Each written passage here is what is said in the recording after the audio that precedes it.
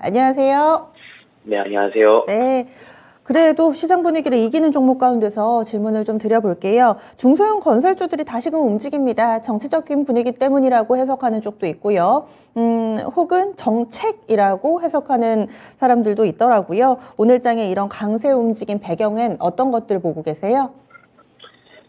네, 오랜만에 중소형 종목들이 좀 움직이고 있는 것 같습니다. 정치 테마성으로 좀 움직인다는 이야기도 좀 있고요. 그리고 차기 정부 이런 재건축 규제 완화에 대한 이야기 때문에 조금 움직이는 것 같습니다.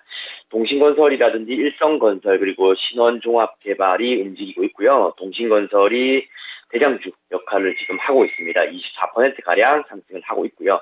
그래서 지금 이번 정부가 재건축 규제 완화에 대해서는 이미 선거 전부터 계속적으로 얘기를 해왔던 겁니다. 어쨌든 5월 9일 이후에는 새로운 정부가 들어서게 될 텐데요. 미리 움직이는 그런 느낌이 좀 있는 것 같습니다.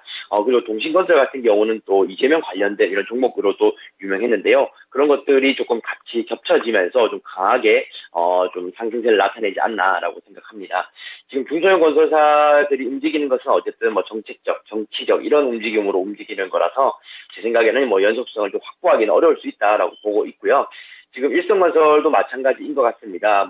주택 정비 사업에 관련된 이런 수주 이런 얘기도 좀 있지만은 실제적으로는 정책적인 이슈 때문에 올라간다라고 보시면 될 것 같고요. 지금 재개발, 재건축 관련된 아파트들 같은 경우는 최근에 금리가 올라감에도 불구하고 계속적으로 호가는 올라가는 이런 모습을 좀 볼 수가 있습니다. 그래서 지금 재건축 시장은 굉장히 뜨겁다 이렇게 보시면 될 것 같고요. 이런 중소형 건설사 위주로 해서 좀 가볍게 움직이게 되는 것 같습니다. 하지만 제가 이 종목들 최근에 조정세 나왔다가 반발 매수로 움직이고 있는 거기 때문에 방향을 바꿀 만한 그런 내용은 아니다라고 보고 있고요. 다들 아시다시피 재개발 재건축 시장에 대한 공약들 이미 예전부터 다 나왔던 거기 때문에 지금에서부터 큰 변화를 이끌어내기 좀 어려울 것 같습니다. 그래서 저는 단순 반등으로 생각하고 있고요. 그래서 크게 무게중심 가져갈 필요는 없다라고 말씀드리고 싶습니다. 네. 크게 의미를 둘 만한 움직임은 아니다. 그리고 두 번째로는 철강 섹터입니다. 오늘 원자재 관련된 종목군들 비교적 선방해주고 있는데 철강주들도 양호하게 강세 흐름을 띠고 있습니다. 얼마 전에도 강관주들이 주목받기도 했었는데요. 신고가 리스트에도 몇몇 철강주들 이름을 올리고 있습니다. 투자 전략 세워주시죠. 네, 철강주들이 움직이고 있는데요. 최근 어쨌든 러시아 우크라이나 사태 장기화로 인해서 지속적으로 좀 원자재 값 상승이라든지 가격 인상에 대한 내용 때문에 주가가 좀 버티고 있는 이런 내용들이 좀 발견이 되는 것 같아요. 철강주들이 아무래도 좀 그런 내용을 갖고 있고 중강철강 그리고 동국제강 그리고 세아제강 지주까지 움직이는 모습입니다. 생각했던 것보다 좀 사태가 장기화되고 있는 것이 좀 부담인데요. 이러다 보니까 철강 제품 가격이 계속적으로 좀 오르고 있는 이런 내용입니다. 그러다 보니까 국내 기업들이 반사이익을 받게 되는 이런 내용을 좀 가지게 되었고요.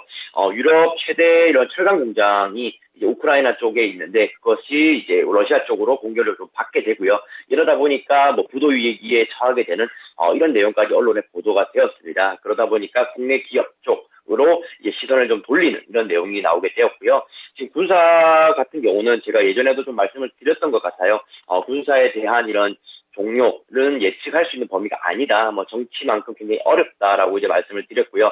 보통 이런 철강 종목들 같은 경우는 강하게 오르다가 한 일주일 정도 조정을 거치고 다시 반등을 나타내는 이런 패턴을 갖추고 있습니다. 즉 정쟁이 예상보다 좀 더 길어진다는 느낌이 받으면 반등이 나오는데 그렇지 않고 또 뭔가 화해 모드로 들어가거나 이렇게 되면은 다시금 바로 내려가 버리는 이런 모습을 보여주는 것 같아요. 그래서 아마 트레이딩 하기에는 쉽지는 않을 종목으로 저는 생각이 됩니다. 특히나 우리가 흔히 매매하고 있던 이런 큰 종목들이 아니기 때문에 철강 종목들 특히나 중소형에서 골라내기에는 저는 좀 많이 어렵지 않겠나라고 생각하고 있고요.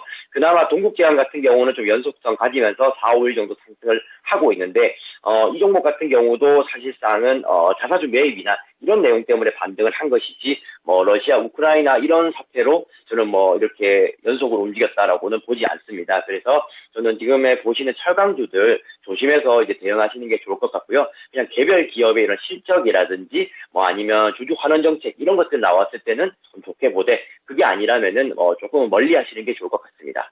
네, 그래서 철강 섹터에 대해서도 짚어봤습니다. 다음 마지막으로요, 또 틈새에서 방산주들의 강세 움직임이 돋보입니다. 이것이 방산, 이 우크라이나 쪽에서의 상황 때문에 주목받는 것인지 아니면 늘 방산하고 우주항공 교집합이 있잖아요. 우주항공 쪽에서 뭔가 새로운 뉴스가 나온 것인지 이 부분도 봐주세요. 네, 방산과 우주항공은 연속 좀 연결성이 좀 강한 것 같습니다. 때로는 러시아 이런 사태로 인해서 방산주가 올라가는 경우가 있고요. 최근에 우주산업 같은 경우는 전 세계적으로 미래 먹거리로 선정이 된 경우가 많은 것 같습니다. 이중 모멘텀을 좀 확보한 이런 내용이다라고 보고 있고요. 그나마 방산 섹터에 대해서는 제가 좀 긍정적인 시선을 좀 많이 보내드렸던 것 같아요. 오늘 같은 경우는 아스트라든지 한국항공우주 그리고 LIG 넥스원이 조금 움직이는 모습이고요. 아스트 같은 경우는 항공기 부품 수요가 급증하게 되면서 조금은 탄력을 받게 된 것 같습니다.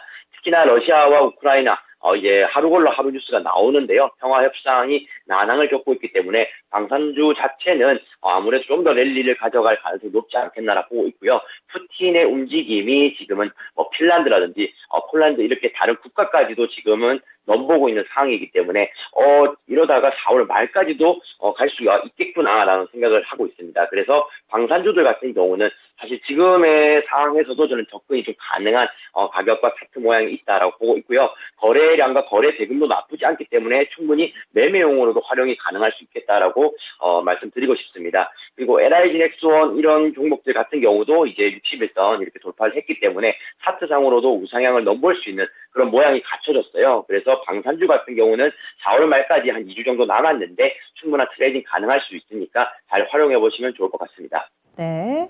그러면 오늘장 포인트 어떻게 잡으셨어요? 프로장 포인트는 거리두기 완화 효과라고 말씀을 드리고 싶습니다. 드디어 국내도 마스크를 제외한 모든 내용들이 이제 대부분 해제가 되었다라고 이제 보시면 될 것 같고요. 실외 마스크는 유지를 하지만은 거의 이제 24시간 영업이 가능하고 인원 제한도 없어졌다라고 보시면 될 것 같습니다. 이게 굉장히 짧은 기간처럼 보이긴 했는데 실제로는 2년이 넘는 기간 동안 저희가 조금은 갇혀 지냈다라고 보시면 될 것 같고요. 이렇게 될 것이라 예상했었기 때문에 리오프닝 종목들이 올해는 좀 괜찮게 움직이지 않았나라고 생각합니다. 저희가 뭐 항공이라든지 여행주 또는 이제 외부로 나갔을 때 꾸미는 것에 대한 이런 이야기 때문에 화장품주들 이렇게도 많이 언급을 드렸었는데요. 뭐 의류업종도 이제 마찬가지로 포함이 될 것 같고요.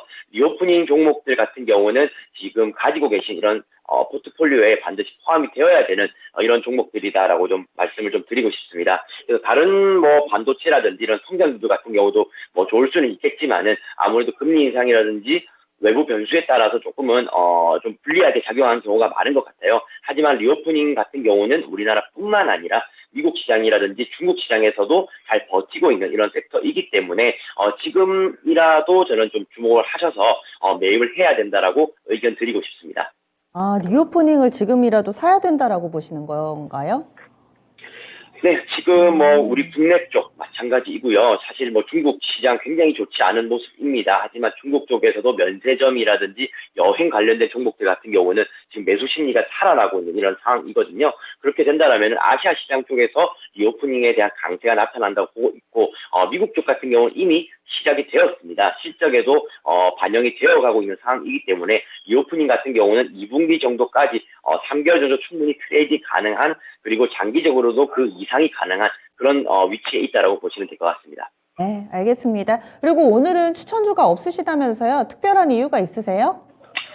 네, 어쨌든 지금 대외 변수 자체가 굉장히 조금은 좀 불안정하게 움직이는 것 같습니다. 그래서 금리 인상에 대해서 어느 정도 지금 시장이 받아들이는지에 대해서 좀 더 검토가 필요할 것 같다라고 판단을 내렸고요. 그리고 러시아의 움직임이 지금 우크라이나뿐만 아니라 그 외곽 지역까지도 지금 퍼져나가고 있는 상황이기 때문에 우리가 생각지도 못한 시나리오가 나올 수도 있겠다라고 판단을 조금 내리게 되었습니다. 그래서 오늘만큼은 좀 추천 종목을 자제하고 시황 위주로 말씀드리고 싶었습니다. 네, 알겠습니다. 말씀 고맙습니다. 네, 감사합니다. 네. 시장 상황 어디로 흘러갈지 모르니까 조금 보고 대응을 하자. 가끔은 현금 가지고 계시면 좀 불안해 하시는 분들도 있으실 텐데요. 시장 분위기가 어수선할 때는 오히려 좀 지켜보자. 관망의 자세로 오늘은 추천주를 제시해드리지 않았습니다. 지금까지 신한금융투자의 신병재 부지점장이었습니다.